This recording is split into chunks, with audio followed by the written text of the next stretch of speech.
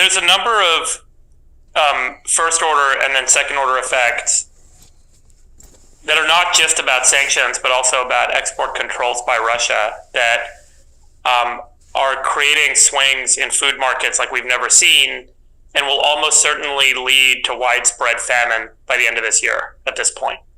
So the first important point to note is about 15% of the world's calories come from wheat.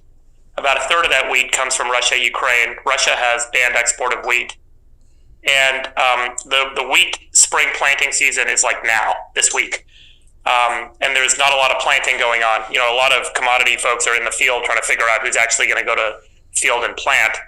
But no one's making, you know, the concerted effort that they normally would under normal circumstances. So not only is the current wheat supply in Russia, Ukraine blocked up and cannot make its way to countries like Africa or countries in Africa and elsewhere, but the future planting season is now significantly at risk. And again, that's 15% of global calories.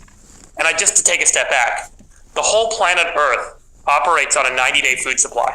So once we stop making food, humans run out of food in 90 days. So another way to think about that is our food supply excess, our capacity in excess is about 25% of our global production.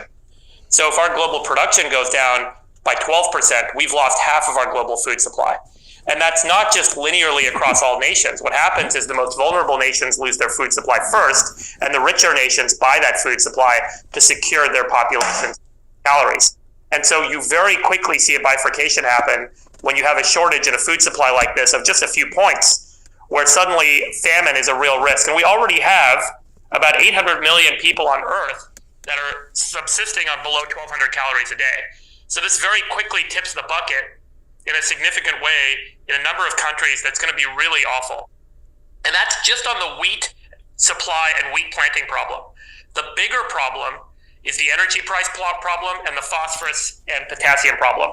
All fertilizer is made up of nitrogen, phosphorus, or potassium. Those are the three major types of fertilizer that farmers around the world have to use every year in order to grow that crop. Without fertilizer, plants don't grow. Nitrogen is made from natural gas. 98% of the world's ammonia is made from natural gas. Natural gas prices, as you guys know, have doubled, and the futures market looks like in some places natural gas prices going up like 4x. As a result, the price of ammonia fertilizer, nitrogen-based fertilizer, has gone from $200 a ton to $1,000 a ton. So it's 5 times as expensive to buy basic ammonia fertilizer today than it was a few weeks ago or a few months ago. And so this is now leading a lot of farmers around. And then the other big problem is phosphorus. So phosphorus, you know, by some estimates, I mean, you know, there's a little variation around here, but about 10% of the world's phosphate comes out of Russia. And about, you know, call it 25% of the world's potassium comes out of Russia, potash. Both of those markets are blocked up. They are sanctioned, and they have banned exports. Russia has through the rest of 2022. So around the world, the cost to make nitrogen fertilizer has skyrocketed because of natural gas prices, because of the Russia problem. And Russia is not exporting potassium and phosphorus. And as a result, the price of nitrogen's gone from 200 to 1,000. The price of potassium's gone from 200 to 700. And the price of phosphorus has gone from 250 to 700.